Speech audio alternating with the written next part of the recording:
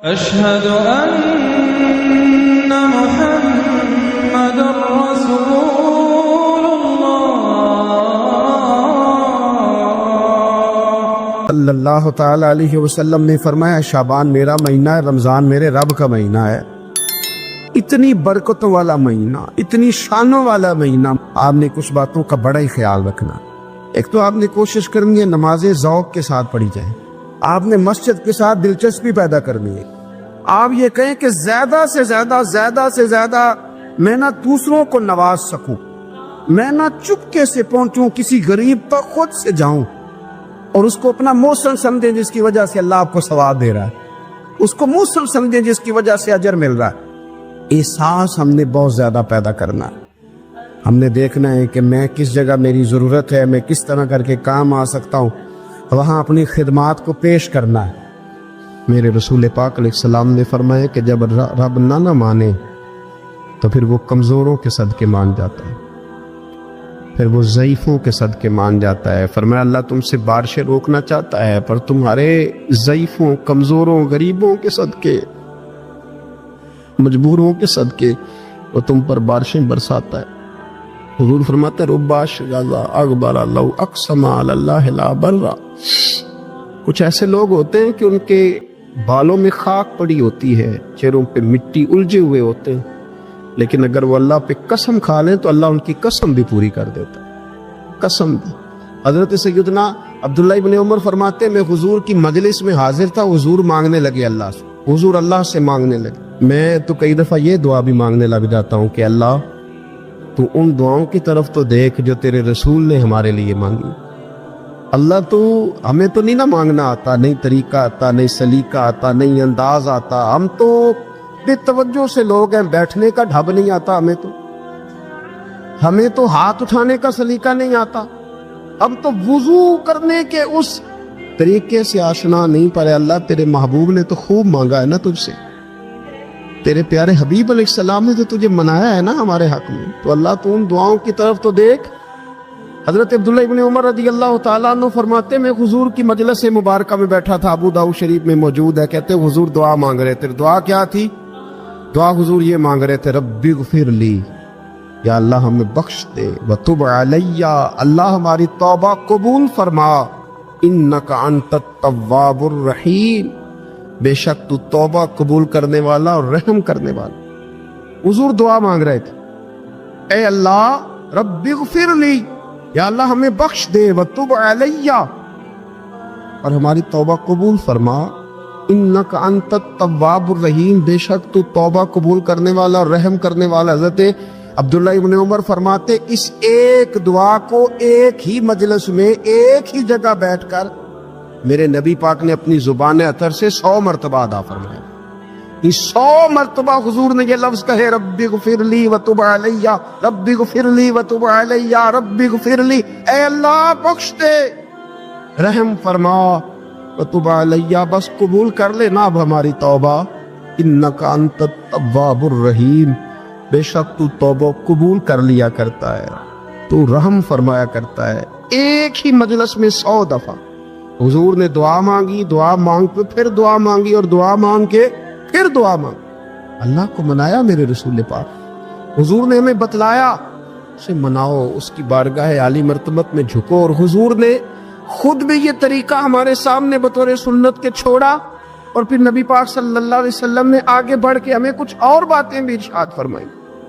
حضور نے ہمیں بتلایا کہ پچھلے لوگ اپنے رب کو کیسے مناتے تھے، وہ کس طرح اس کے حضور ناز عرض کرتے تھے۔ حضور نے ہمیں اللہ کو منانے کے طریقے بھی بتلائے، فرمایا جب ماں باپ دعا مانگیں گے اولاد کے حق میں تو وہ مان جائے گا۔ حضور علیہ السلام نے فرمایا جب مسافر دعا مانگے گا تو اللہ مان جائے گا۔ فرمایا میرے رسول کریم نے کہ جب بیمار دعا مانگے گا تو اللہ مان جائے گا۔ اور سید عالم علیہ السلام فرمانے لگے جب تمہارے ضعیف، کمزور، مجبور لوگ دعا مانگیں گے تو اللہ مان جائے گا۔ اور حضور نے فرمایا جب تم فرض ادا کر کے دعا مانگو گے تو اللہ مان جائے گا۔ اور میرے محبوب نے فرمایا جب پچھلی رات اٹھ کے تم اس کے حضور عرض کرو گے تو وہ تمہاری دعاؤں کو قبول کر لے گا۔ وہ تم نے مان جائے گا. اور حضور نے ہمیں دن بتائے, فرمایا جمعے والے دن مانگنا مان جائے گا, شب قدر کو مانگ لینا مان جائے گا, شب برات میں دعائیں کرنا وہ مان جائے گا, رمضان کی راتوں میں مانگنا مان جائے گا, قرآن پاک کے ختم کے موقع پر دعا کرنا مان جائے گا. طریقے بتلائے. اب یہ ہے کہ ہم نے تو مانگنا تھا نا اس کی بارگاہ میں, ہم نے تو حاضر ہونا تھا, ہم نے تو جانا تھا. اب ہم نے آگے بڑھنا ہے, اس کے حضور عرض کرنا ہے. حضور نے ہمیں بتلایا, ہمارے پیارے رسول صلی اللہ تعالی علیہ وسلم نے بتلائی کہ جب انسان بہت زیادہ عاجزی کرتا ہے نا, بہت زیادہ عاجزی, تو پھر بھی اللہ مان جاتا ہے. جب وہ اس کے حضور بہت عجز کا اظہار کرتا ہے, بہت زیادہ عجز کا اظہار کرتا ہے, وہ ڈر جاتا ہے اس سے. وَلِمَنْ خَافَ مَقَامَ رَبِّهِ جَنَّتَانِ, فرمایا جو میرے سامنے کھڑے ہونے سے ڈرے گا میں اسے 2 جنتیں عطا کروں.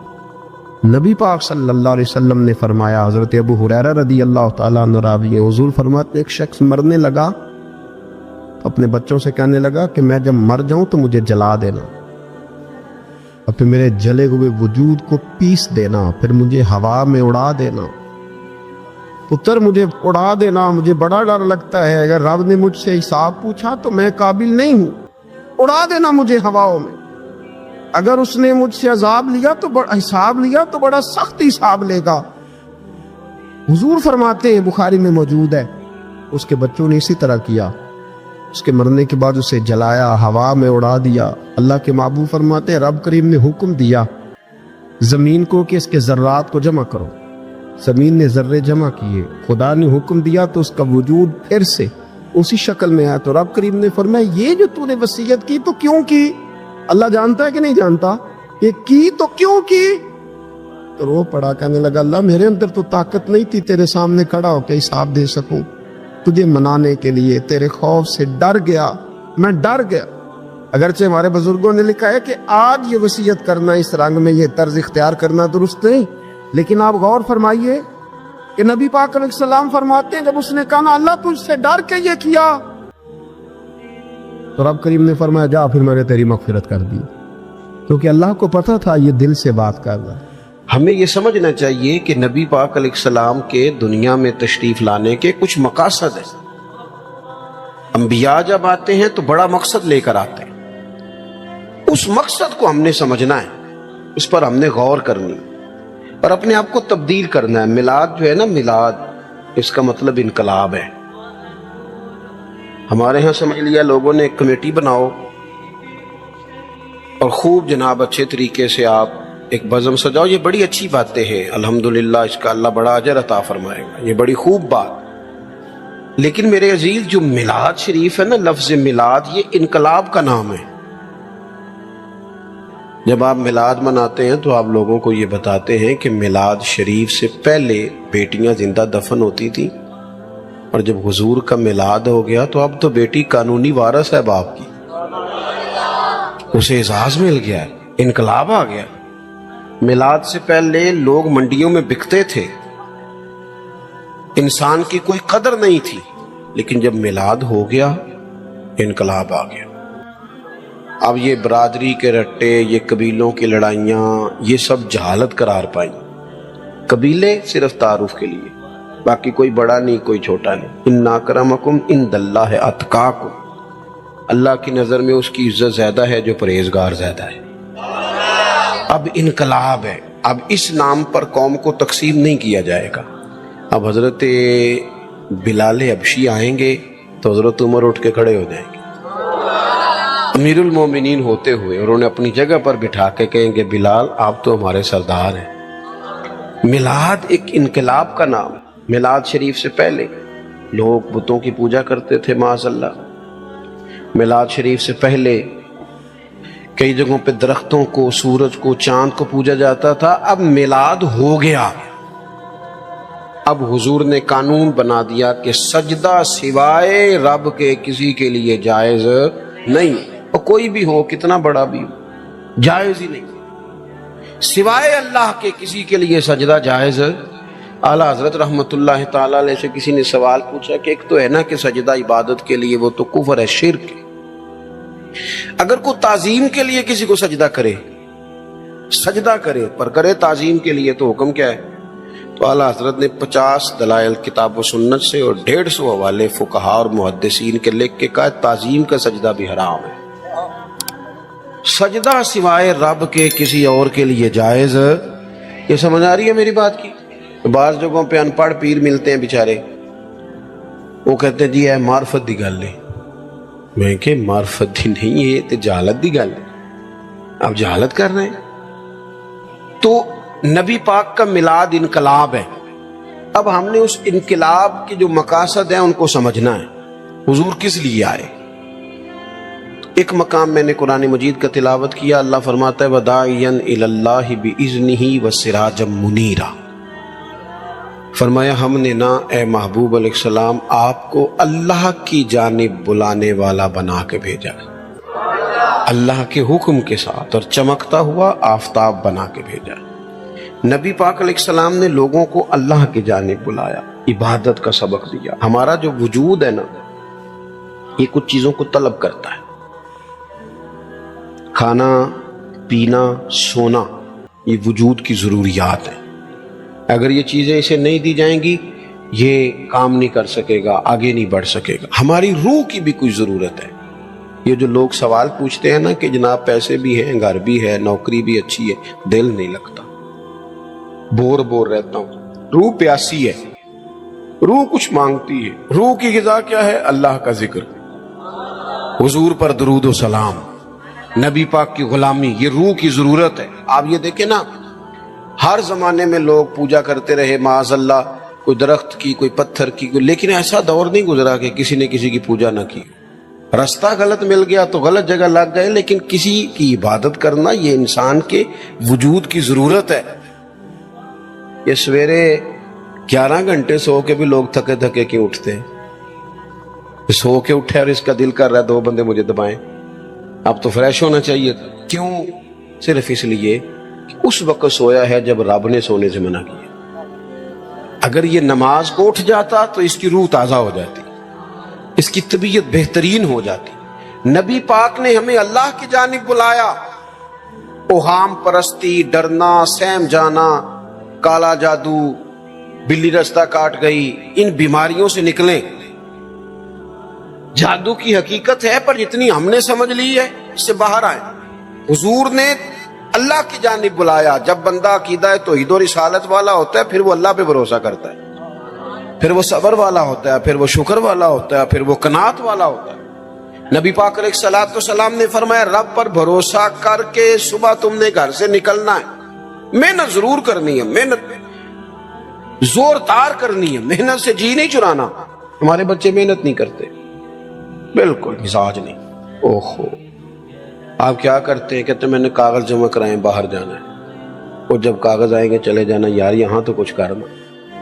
کوئی پیشہ برا نہیں, ایک برا ہے صرف کسی کے آگے ہاتھ پھیلانا.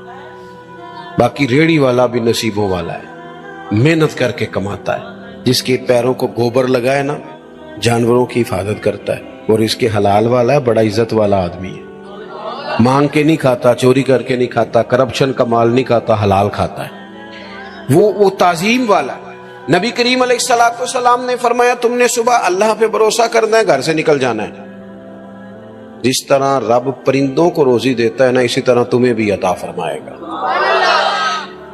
آپ اپنا مزاج بنائیں عبادت کا. آپ دیکھیں اگر بارش نہیں ہوتی تھی تو حضور نماز پڑھتے تھے, سورج چاند گرہن ہو جاتا تو نبی پاک نماز پڑھتے, بارشیں زیادہ ہوتی تو نماز پڑھتے.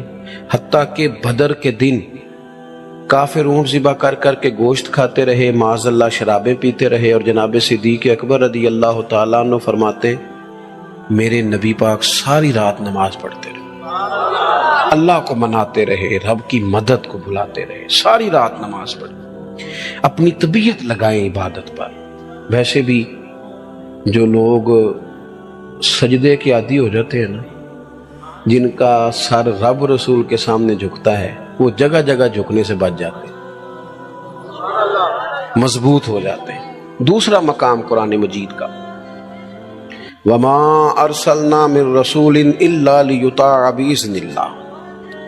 اللہ فرماتے ہم نے جو رسول بھی دنیا میں بھیجے اس لیے بھیجے کہ ان کی اطاعت کی جائے, فرما برداری کی جائے, ان کی پیروی کی جائے. ان کے نقش قدم چلا جائے. رسول اس لیے ہوتے ہیں کہ ان کے پیچھے چلو، ان کی پیروی کرو. یہ تو ہر رسول کی بات ہے. اور اگر کوئی میرے رسول پاک کی پیروی کرے، اگر کوئی امام الانبیاء کی پیروی کرے، پھر کیا ملتا ہے؟ قل ان کنتم تحبون اللہ فاتبعونی یحببکم اللہ. اللہ فرماتا ہے محبوب ان سے کہو اگر رب سے محبت کرنا چاہتے ہیں تو آپ کی پیروی کریں، اللہ خود ان سے محبت فرمائے گا. نبی پاک کے طریقے پر چل کے بندہ اللہ کا محبوب بن جاتا ہے. اور غیر مشروط اطاعت صرف نبی پاک کی ہے. حضور جو کہہ دے کر گزرو، جو فرما دے. غیر مشروط اطاعت، باتیں زیادہ مشکل نہیں کرنا چاہتا. باقی جس کی بھی فرما برداری ہے وہ مشروط ہے. پیر صاحب کی، استاد صاحب کی فرما برداری غیر مشروط نہیں، مشروط ہے. کسی کا بھی حکم صرف وہ مانا جائے گا جو شریعت کے دائرے کے اندر ہے. اگر دائرے سے باہر ہے تو پھر کسی پیر کا، استاد کا حکم، نبی پاک کا ہر حکم مانا جائے گا، کیونکہ حضور کی بات ہی شریعت ہے. نبی پاک کا اٹھنا بیٹھنا دین ہے، حضور کا کلام کرنا دین ہے. نبی پاک کے رستوں کا مسافر بنا جائے، حضور کی فرما برداری کی جائے، اطاعت کی جائے. نبی پاک سے پیار کرنا ہے وہ بھی کھول کے، اور حضور کا حکم ماننا ہے تو وہ بھی پورا. ہمارے ہاں لوگ پیار کھول کے کرتے ہیں، حکم. اچھا جناب، کسی بندے سے آپ باقی وہ سارے کام بغیر دعا کے کر رہا ہے، بینک میں تنخواہ آتی ہے، دعا نہیں کراتا، لینے چلا جاتا ہے. گھومنے، سیر کرنے، سب جگہ وہ بغیر دعا کے جاتا ہے. اگر اسے کہا جائے نماز پڑھو، کہتے ہیں پیر صاحب دعا کرو میرے لیے. میں کہ باقی تے کما دی نہیں دی یار، کہتے دعا کرائی، باقی بھی کراتا نا. تو کیوں مطلب ہم اس طرح کا مزاج بناتے ہیں؟ اس سے بندے کا دل سخت ہو جاتا ہے. جب وہ دنیا کے کام بھاگ بھاگ کے کرے اور دین کے کاموں میں سستی کرے، طبیعت سخت ہو جائے گی، آپ بے چین ہو جائیں گے. نبی پاک کی فرما، صحابہ نا بحث نہیں کرتے تھے، حکم مانتے تھے. جو غلام ہوتے ہیں نا، غلام تو غلامی کرتے ہیں. غلام جو ہوتے ہیں وہ ویسے. اچھا کچھ لوگ کہتے ہیں یہ فلانا کام جو دین نے حکم دیا اس کی حکمت بتائیں. تو میں کہتا ہوں حکمت سمجھ میں آ جائے تو ٹھیک ہے، نہ بھی آئے تو ہم غلام ہیں. غلام حکمتیں پوچھا. آپ نے اپنے ملازم سے کہا جا 5 کلو چینی لے آ، تو اگر وہ پوچھے کہ کی کرنی جی، پوچھن دیں دے بولو. ہم کہتے ہیں بھائی تم جس کام کی تنخواہ لیتے ہو نا وہ کام کر. آپ نے ڈرائیور رکھا ہے، ڈرائیور سے کہا چلو میرے ساتھ لاہور، تو وہ کہنے لگا اتھے کی جو کرنے دیتے ہیں. آپ غلامی کرتے ہیں، بحث. یہاں لوگ پوچھتے ہیں، ہماری حکومتوں سے کہا جائے نا کہ سود حرام ہے، منع کرو، اسے ختم کرو، تو کہتے ہیں بورڈ بٹھانے لگے ہیں. کس بات کا بورڈ بٹھاؤ؟ کیوں بٹھاؤ گے؟ اس پر ڈبیٹ کی ضرورت ہے جسے کتاب و سنت نے حرام کہا. عورت کا پردہ ضروری ہے، اس کے لیے پی ایچ ڈی کرنے کی ضرورت نہیں. شریعت نے اسے با پردہ کیا، وہ با پردہ رہے گی. حلال حرام کے مسئلے جاننے کے لیے اللہ نے انسان کے وجود میں شعور رکھ دیا ہے. اس کے لیے بندے کا گریجویٹ ہونا یا ماسٹر کی ڈگری رکھنا ضروری نہیں. اسے پتا ہوتا ہے یہ میرے لیے حلال ہے، یہ میرے لیے حرام ہے. ہم کیا کرتے ہیں؟ دین کو خوب مناتے ہیں، ہم نعرہ خوب لگاتے ہیں، عمل کی باری آتی ہے تو سستی. بلکہ جو لوگ گھنٹوں بیٹھ کے دینی معاملات پہ ڈسکس کرتے ہیں وہ بھی بھاگ رہے ہوتے ہیں. عمل کے معاملے میں اللہ ماشاء چست ہو کے، عمل چست ہو کے. غلامی کرتا ہے. امام احمد بن حنبل نے ایک غلام خرید کے لائے.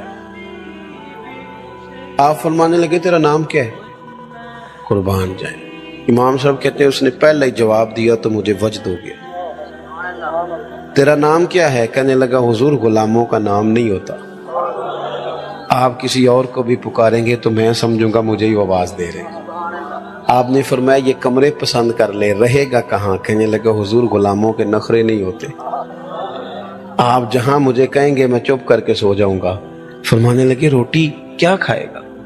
کہنے لگا حضور میں غلام ہوں، میں نے غلامی کرنی ہے، کوئی ٹکڑا بچ گیا تو دے دینا. راتی جاگے شیخ صداویں، راتی جاگ دے کتے تیتھوں اتے، مالک دا در مول نہیں چھڑ دے، پاویں مارو 100 جتے. तैथों उत्ते रुखा सुखा खा, रुखा सुखा। हजरत बुल्ले शाह कहते हैं कि तू देख तेरे ऊपर अल्लाह की नेमतें कितनी ज्यादा हैं और तेरी वफादारी कितनी है। कुत्ते को तू एक रोटी डालता है, वो भी बची हुई, दूसरी मांगे तो जूता मारता है, और वो सारी रात तेरी पहरेदारी करता है। उसका अंदाज देख, और तेरा भी तो कोई मालिक है ना। तू सोया हुआ है, ईशा के टाइम तू सड़क पे था, खाने वाली दुकान पे था, बर्गर वाली दुकान पे था, और फजर में तू बिस्तर पे था। कहने लगे राती जागे ते शेख सदा में, राती जाग दे कुत्ते तैथों उत्ते मालक दा दर मूल न छटते, भावें मारो 100 जुत्ते तैथों उत्ते रुखा सुखा खा, ते दिने जा रुखां विच सुते, तैथों उत्ते एक बुरकी दा कदर पछाणन, भावें मालक होवन सुते, ओ तैथों उत्ते उठ बुलिया चल यार मना लै, नहीं ते बाजी लै गए नहीं कुत्ते, नहीं ते फिर बाजी लै गए कुत्ते। बात माने, हुजूर की गुलामी करें। नौजवान दोस्तों, हुजूर ना खुतबा दे रहे थे, तकरीर कर रहे थे। जुम्मे का दिन था, एक शख्स खड़ा हो गया, एक सहाबी खड़े हो गए। हुजूर ने उनसे कहा बैठ जाओ। हमें तो बाकायदा पता चल गया ना ये हलाल और हराम है, फिर भी वैसे गुफ्तगू है, तबसरा है, ये कर लेंगे, बस वो उम्रे के बाद मैं नेक हूं, बस वो शादियां 4 हो जाएं तो मैं ठीक हूं। फिर तुझे पक्का पता है इतना टाइम तुझे मिलेगा। हुजूर ने एक शख्स से कहा, नाम नहीं लिया, बैठ जाओ। एक सहाबी उस कोने में थे, उनके कान में आवाज गई, मस्जिद के दूर कोने में, वहीं बैठ गए। एक वो बाहर थे कोने में, कान में आवाज गई बैठ जाओ, वहीं बैठ गए। एक उस कोने में। जब हुक्म मानना है ना, जब गुलामी करनी है तो गुलाम तो भाग जाता है, इशारा मिलते ही दौड़ जाता है। लोग मुख्तलिफ कोनों में बैठ गए, नमाज मुकम्मल हुई, अल्लाह के हबीब सल्लल्लाहु ताला अलैहि वसल्लम ने फरमाया आप कहाँ थे? हुजूर वो आवाज आई थी बैठ जाओ, मैं वहीं बैठ गया था। आप कहाँ थे? या रसूलल्लाह मैं वो कोने में था, मेरे कानों में आपकी मुकद्दस आवाज आई बैठ जाओ, तो मैं वहीं बैठ गया। आप कहाँ थे? या रसूलल्लाह वो दूर था, बनु गनम में, आवाज आई मैं बैठ गया। महबूब फरमाने लगे ना आपसे कहा, ना आपसे कहा, ना आपसे कहा, मैंने तो इनसे कहा था। रो पड़े, या रसूलल्लाह आपने नाम तो नहीं ना लिया। हमने सुना ना बैठ जाओ तो गुलाम जो हुए, मकसूद तो गुलामी करना। तेरे तेरे हुक्म के पाबंद हैं, सानू कैद सजन दा कहना है, ओ जिंज रखे असा उंज रहना है। सानू ते कैद सजन दा कहना है, सोना जिंज रखे असा उंज। उम्मत गुलामी का दावा हुजूर से करती है, फैशन वो करती है जो राज टीवी पे देखा है। दावा हुजूर की गुलामी का, और बात कबीले की मानती है। दावा हुजूर की गुलामी का, और चलती वो लोगों के कहने पे है कि लोग क्या कहेंगे। हुजूर इसलिए आए हैं कि नबी पाक की पैरवी करो, हुजूर के नक्शे कदम चलो। रसूल करीम ने हमें आसान दीन दिया है। ये रस्में, ये रिवाज, ये कहानियां, ये स्टोरियां, इन्होंने हमें मुश्किल में डाला है। मैं पता है दीनदार किस बंदे को समझता हूँ? जो महफिल में आया, जुमा पढ़ता है। मेरी राय ये है, मैंने ये सुना है अपने बड़ों से, कि दीनदार होने का पता उस दिन चलता है जिस दिन घर में शादी होती है। मस्जिद में तो सारे दीनदार होते हैं, महफिल वाले दिन भी सारे, शादी वाले दिन पता चलता है। अब कोई दीनदार है कि बेदीन है, अब पता चलता है। दीन पे अमल करता है कि खानदानी रसूमात पे चलता है। अब पता चलेगा कि दुखों के वक्त तो अल्लाह रसूल का नाम लेता था, अब सुख का वक्त है, अब भी लेता है कि नहीं, खुशी के वक्त भी लेता है कि नहीं। रोजमर्रा के मामलात में हुजूर से सीखें। हुजूर ने हमें आसान दीन दिया है। हम तो बंदे राजी करते करते, दुनिया ठीक करते करते थक गए हैं, रूहें थक गई हैं। वो लोग गए थे बेचारे 4 साल के लिए मुल्क से बाहर, के मैंने अपना कबीला चलाना है, 40 साल हो गए वापस नहीं आए, जनाजे नहीं पढ़ सके, क्योंकि दुनिया राजी कर रहे हैं। आसान दीन रसूल करीम ने दिया है, ना इधर उधर भागो, ना अपने आप को थकाओ। नहीं चल सकते हम दुनिया के साथ, जो दुनिया चाहती है। एक है तरक्की की तरफ बढ़ना, वो तो मामला अलग है। एक है रस्मो रिवाज, کہ میں تھوڑی دیر پہلے دوستوں کو کہہ رہا تھا، یہ ابھی کوئی 15-16 سال پہلے کی بات ہے، ہمارے خاندان میں ایک شادی تھی، تو میرے چچا جان نے دادا جان سے کہا کہ میرج ہال بک کرانا ہے بچی دی شادی، دادے اور لڑ پے، انہوں نے کہا تیاں کرو روانہ کری دیا۔ پھر 15-16 سال ہی لنگے نے، لوگوں نے یہ گل بولی گئی، ہوں گھر کرایا تو انہوں نے کہنا خرے پینڈو نے، انہوں کو خرے پیسے نہیں، لہذا میرج ہال پہ میرج ہال چل گئے ہم۔ تھوڑا ٹائم لگتا ہے، سارے ساتھ ہو جاتے ہیں۔ دادا جی کہنے لگے پتر وہ تیاں کرو ٹوری دیاں نے، تو پھر بڑی مشکل سے انہیں منایا، اس شرط پہ مانے کہ رخصتی کے وقت بچی گھر ہو۔ ہم میری بات کو سمجھے، ہم نہ بلا وجہ کی آزمائشوں کا شکار ہیں۔ حضور کی پیروی کریں، آسان دین میرے رسول پاک نے دیا، نبی پاک نے، لو سنو بات خوش ہو جاؤ گے۔ ہمارا ہاں مسئلہ یہ ہے کہ دولت تقسیم ہو گئی ہے، وہ اس طرح تقسیم ہوئی ہے کہ بعض لوگ امیر سے امیر تر ہو گئے اور بعض غریب سے غریب تر ہو گئے۔ ہمارے پاس جو 100 روپے آتا ہے وہ ہماری اپنی ملکیت ہوتا ہے، ہم اس میں سے کسی کو 20 دینے کو تیار ہے، حالانکہ حق یہ ہے کہ اگر اللہ نے دیا ہے نا تو ذرا بانٹ لے، بانٹنے سے سرور بڑھ جاتا ہے۔ میں اپنے دوستوں کو مشورہ دیا کرتا ہوں کہ 3 بندوں کا کھانا 4 بھی کھا سکتے ہیں، 4 کا کھانا 6 کھا لیتے ہیں، اور کھانا 6 کا ہو تو 10 کو بھی پورا آ جاتا ہے۔ شرط یہ ہے کہ دسترخوان چھوٹا بھی ہو پر دل بڑھاؤ، دل بڑھاؤ، گنجائش ہو۔ حضور نے ہمیں کیا طریقہ دیا ہے؟ 10 دینار تھے نبی پاک کے پاس، حضور بازار گئے، 4 دینار کی قمیض خریدی، پہن کے حضور باہر تشریف لائے تو ایک انصاری صحابی نے عرض کی حضور مجھے نہیں دے دیتے؟ حضور اسی وقت گئے، پرانا کرتا پہنا، قمیض اتار کے دے دی، پھر جا کے 4 دینار کی اور خرید کے لائے۔ محبوب واپس آ رہے تھے، 2 دینار بچے ہوئے تھے، ایک خاتون کو دیکھا رو رہی ہے، حضور نے فرمایا کیوں روتی ہو؟ عرض کی حضور میں فلاں آدمی کی ملازمہ ہوں، کنیزہ ہوں، آٹا خریدنے کے لیے اس نے 2 دینار دیے تھے، مجھ سے گم ہو گئے، میں پریشان ہوں، وہ مارے گی میں جاؤں گی، تو محبوب نے فرمایا یہ لینا 2 دینار۔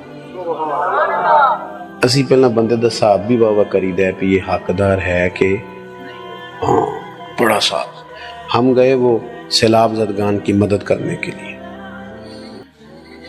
اللہ نے توفیق دی، کافی سارے لوگ گئے، ویسے ان سیلاب والے ٹر گئے سارے اپنے اپنے کریں جی، خبراں ٹھنڈیاں ہو گئی۔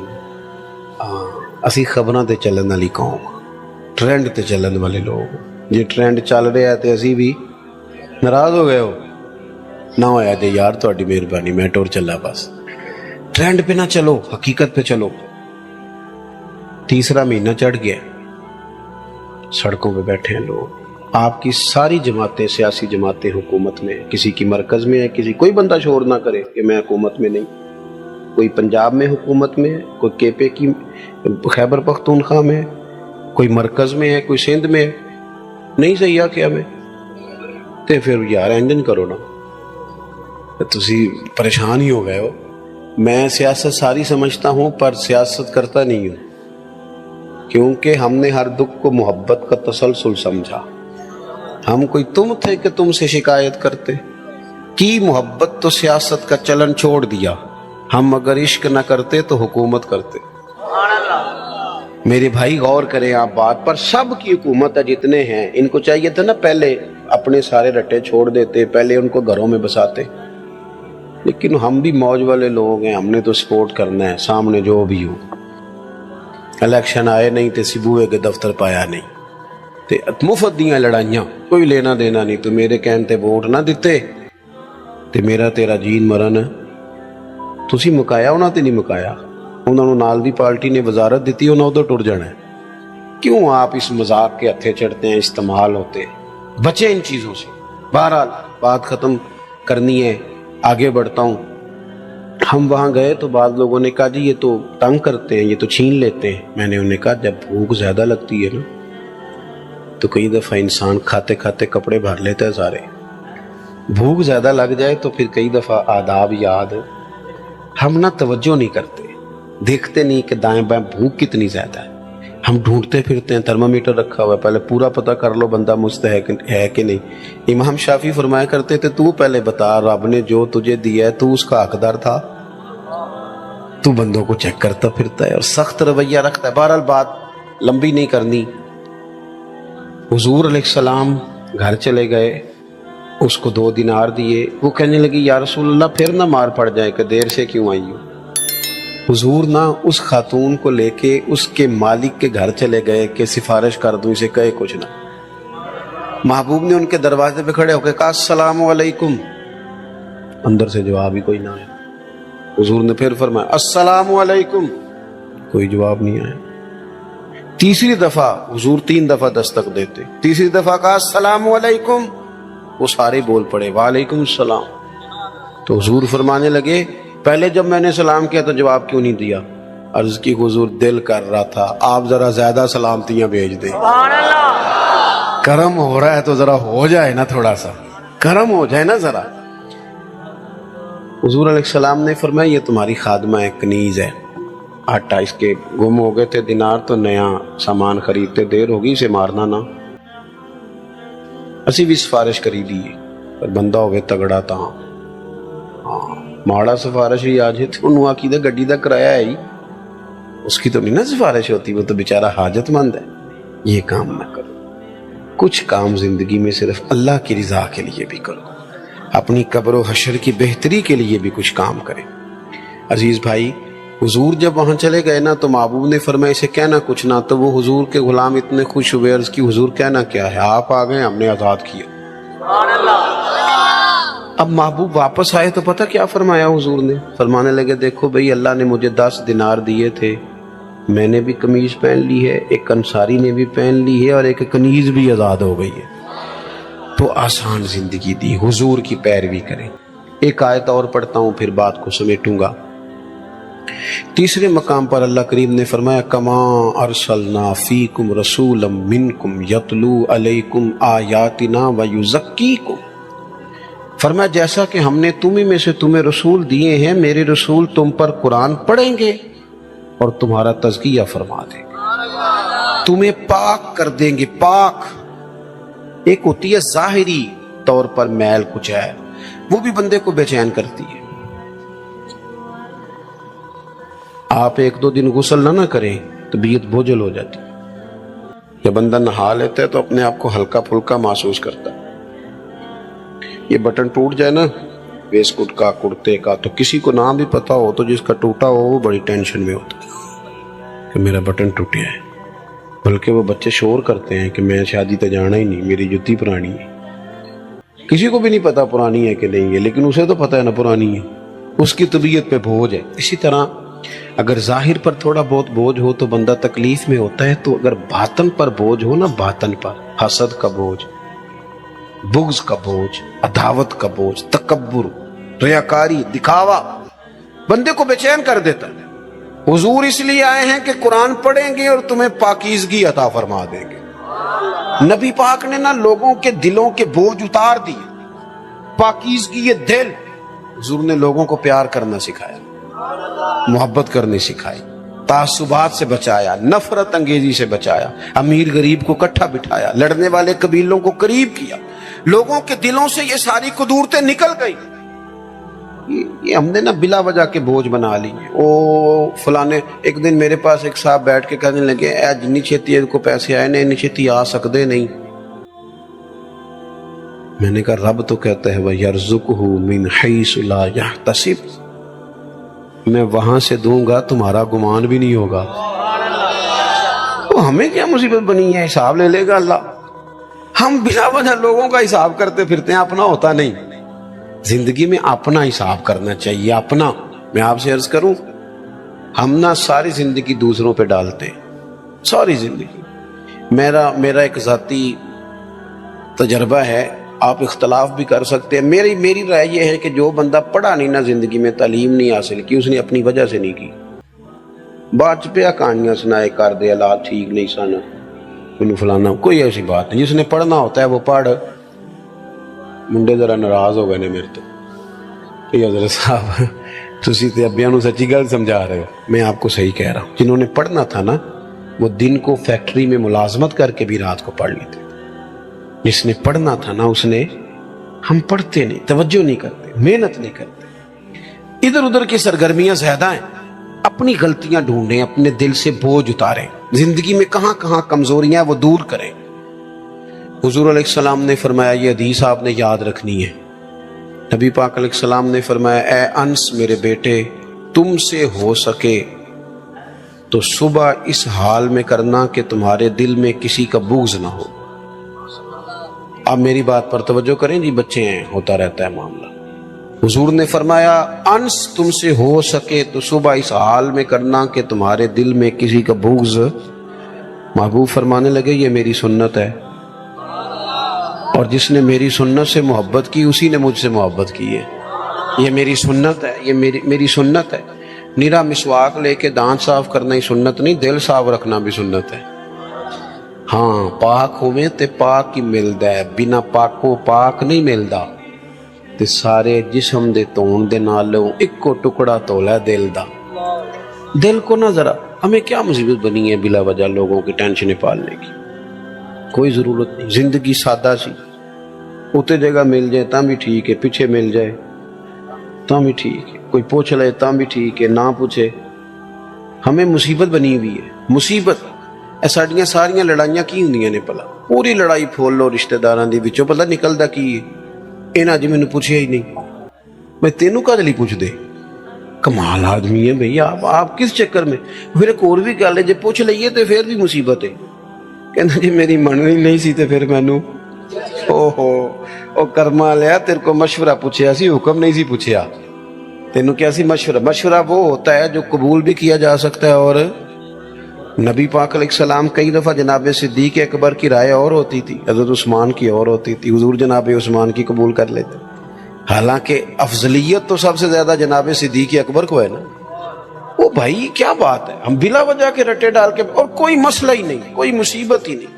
آپ سادہ طرز زندگی اختیار کریں، سادہ. دیکھو حضور کا طریقہ کیا ہے. نبی پاک علیہ السلام غلاموں کے ساتھ مل کے بیٹھتے، زمین پہ سو جاتے. سیدہ عائشہ صدیقہ فرماتی ہیں، جب تک گھر میں رہتے گھر والوں کا کوئی نہ کوئی کام ہی کرتے رہتے. اپنی زندگی میں دوسروں کا بھلا کرنا شروع کریں، صاف دل کریں.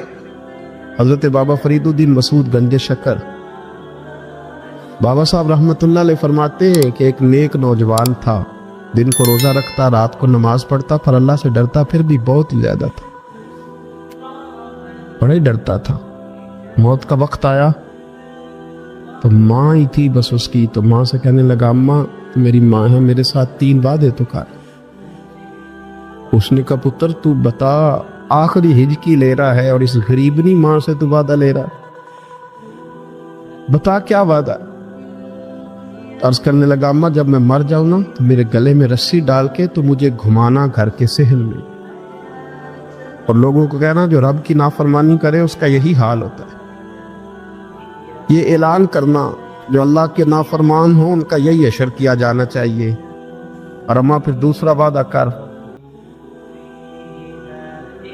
میرا رات کو جنازہ اٹھایا جائے، میں نہیں چاہتا کہ کسی کے منہ سے یہ لفظ نکل جائے کہ وہ دیکھو اللہ کا نافرمان جا رہا. رات کو میرا جنازہ اٹھانا. اور اماں تیسرا میرے ساتھ وعدہ کر کہ لوگ مجھے دفن کر کے آ جائیں گے تو میری قبر پہ چلی جائے گی.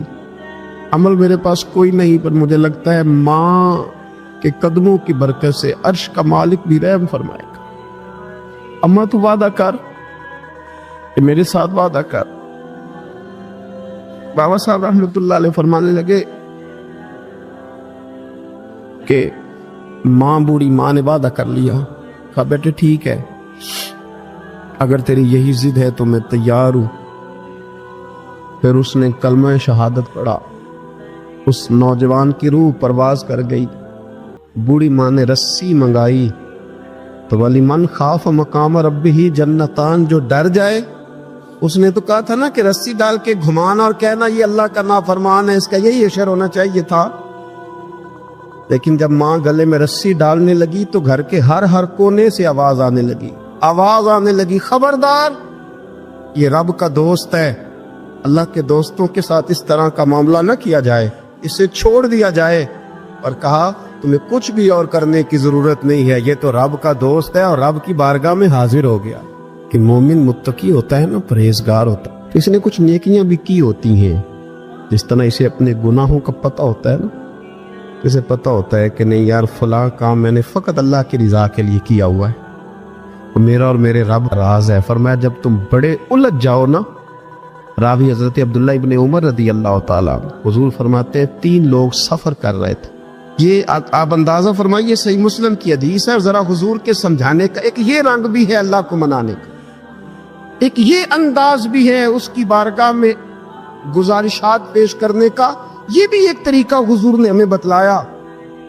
اگرچہ اپنی نیکیوں کو چھپانا چاہیے، نیکیاں جو چھپی ہوئی ہوتی ہیں وہ قیمتی ہوتی ہیں، وہ قیمتی چیزیں ہوتی ہیں جو لوگوں نے چھپا کر کے رکھی ہوتی ہیں۔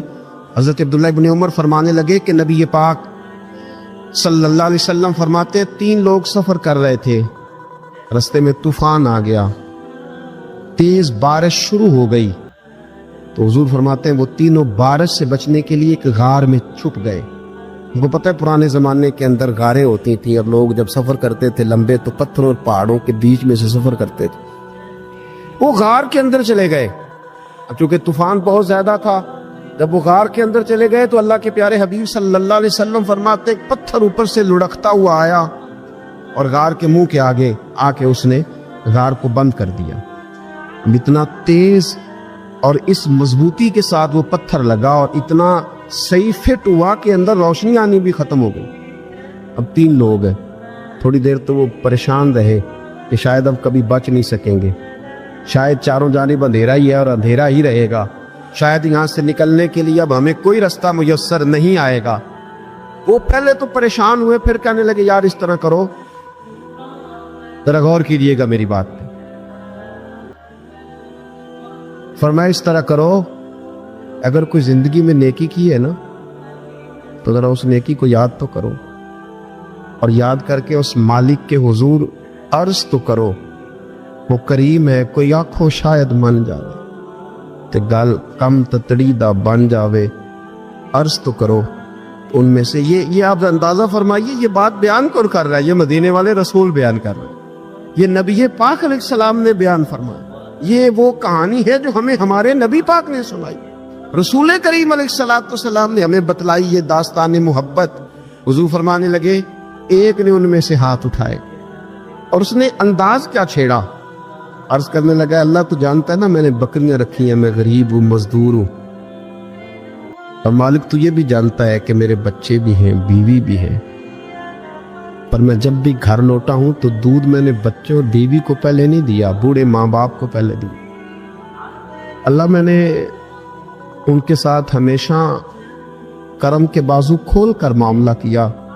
وہ غار میں تنہا بیٹھے ہیں اور اپنے مالک کو منا رہے ہیں، عرض کرتے ہیں اللہ تجھے یاد ہے نا ایک رات جب میں بڑی دیر سے لوٹا تھا، لکڑیاں کاٹتے، درخت تلاش کرتے، مجھے دیر ہو گئی، میں دیر سے لوٹا تھا، نیت یہ کر رکھی تھی کہ دودھ سب سے پہلے ماں باپ کو پلاؤں گا، مالک جب میں لوٹا تو وہ بوڑھے تھک کر کے سو گئے تھے، میری بیوی نے مجھے کہا کہ بچوں کو پلا دو، وہ سو گئے، تو میں نے کہا نہیں میرے ذمے ہے ان بوڑھوں کے دل کو ٹھنڈا کرنا، ان سے پیار کرنا۔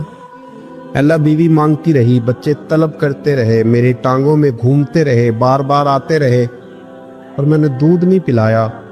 اے مالک فجر ہو گئی، آفتاب طلوع ہونے کا وقت آ گیا، پر میں نے ماں باپ کے بیدار ہونے کا انتظار کیا۔ اے اللہ وہ جب اٹھے تو ان کی آنکھوں میں جو میرے لیے دعا تھی اور ان کے سینوں میں جو میرے لیے کرم تھا، اگر تیری بارگاہ میں وہ نیکی قبول ہے تو مالک پھر رحم فرما، نہ اس مشکل سے آسانی عطا فرما۔ سنو سنو، رسول کریم صلی اللہ علیہ وسلم فرماتے ہیں کہ اس بندے کی دعا مکمل ہوئی تو پتھر تھوڑا سا سرک گیا، اور اتنا سرکا کہ آسمان نظر آنے لگا۔ جس نے ماں باپ کو منایا ہے، ان سے پیار کیا ہے، پھر یہی بات وسیلہ بن جائے گی رب کے ماننے کی، پھر یہ وسیلہ بنے گی، اللہ اس سے مان جائے گا۔ پھر رسول کریم صلی اللہ علیہ وسلم فرمانے لگے، دوسرا بولا اور عرض کرنے لگا کہ اے اللہ تو جانتا ہے مجھے اپنے چچا کی بیٹی بھانے لگی تھی، میں اس کی طرف رغبت کرنے لگا تھا، اور میں نے جب اس سے جا کے ارادہ کیا کہ میں تیرا طالب ہوں تو اس نے مجھے کہا کہ پہلے 100 دینار لاؤ بانا، تو اللہ میں نے مشقت کر کے 100 دینار جمع کیے، اور جب میں پوری طرح اس پر حاوی ہو گیا وہ میرے قبضے میں آ گئی اور گناہ کا میں نے ارادہ کر لیا، تو اس عورت کے منہ سے ایک جملہ نکلا کہ اللہ سے ڈر، اے مالک وہ میرے قبضے میں تھی، اے اللہ میں گناہ پر قادر تھا، میں چاہتا تو گناہ کر لیتا، لیکن جب اس نے تیرا نام لے کے کہا نا کہ اللہ سے ڈر، اللہ میں ڈر گیا، میں اسے چھوڑ کے آ گیا۔ اگر تجھے یہ بات پسند ہے تو پھر نکال دینا اس مشکل سے، پھر کر دینا کرم۔ اللہ میری بھی تو چڑھتی جوانی تھی نا، میں بھی تو سب کچھ کر سکتا تھا، پر تیرے لیے، تیری خاطر میں لذت گناہ سے باز رہا تو اللہ تو رحمت فرما دے۔ حضور فرماتے اس کی دعا مکمل ہوئی تھی کہ پتھر تھوڑا اور سرک گیا۔ پھر تیسرا بولا اور اس نے بول کے کہا اے اللہ ایک مزدور کو، ایک دیہڑی دار کو، ایک غریب کو میں نے کام پہ رکھا ہوا تھا، یہ تیرا اور میرا راز ہے اللہ۔ وہ مزدور، وہ دیہڑی دار میرے پاس کام پہ لگا تھا، کچھ چاول میں نے اس کی اجرت مقرر کر دی کہ تو کام مکمل کرے گا تو میں تجھے دوں گا، اور جب اجرت لینے کا وقت آیا تو وہ بگڑ کر ناراض ہو کر چلا گیا، میں اسے ڈھونڈتا رہا، وہ مجھے ملا نہیں، میں نے اس کے چاولوں کی قیمت کاروبار میں انویسٹ کر دی، اس کا تھوڑا سا سرمایہ پر میں نے کھایا نہیں، پھر وہ اس سے میں کاروبار کرتا رہا اور اتنا کاروبار کیا کہ بہت ساری گائیں اور ان کے چرواہے تیار ہو گئے، وہ سالوں کے بعد لوٹا، میں نے اس غریب کا مال کھایا نہیں بلکہ بڑھایا، محفوظ کر کے رکھا، وہ سالوں کے بعد لوٹا اور کہنے لگا میرا مال، تو میں نے کہا وہ ساری گائیں تیری ہے، وہ چرواہا تیرا ہے، یہ سارا کچھ تیرا ہے۔ تو کہنے لگا تو مجھ سے مذاق کرتا ہے، میں غریب کہاں اور گاؤں اتنی بڑی گائیں کہاں، تو مذاق کرتا ہے؟ تو میں نے کہا مذاق نہیں، میں نے اپنے رب سے ڈر کے تیرے مال کی حفاظت کی، یہ تیرا ہے۔ اے اللہ میں کھا بھی تو سکتا تھا نا، پر تجھ سے ڈر کر میں نے وہ سارا محفوظ رکھا۔ اللہ اگر تجھے میری یہ ادا پسند ہے تو پھر آج مان جانا، آج راضی ہو جا۔ اللہ کے رسول فرماتے ہیں اس کی دعا مکمل ہوئی تھی کہ پتھر لڑکا اور ان کے لیے رستہ بن گیا، وہ باہر آ گئے، تو حضور نے ہمیں بتلایا کہ وہ تمہاری نیکیاں جو چھپی ہوئی ہیں، وہ تمہاری نیکیاں جو تم نے خالص اللہ کی رضا کے لیے کی ہیں، ان نیکیوں، ان اعمال کا وسیلہ بھی تمہارے رب کے ماننے کا ذریعہ بن جائے گا۔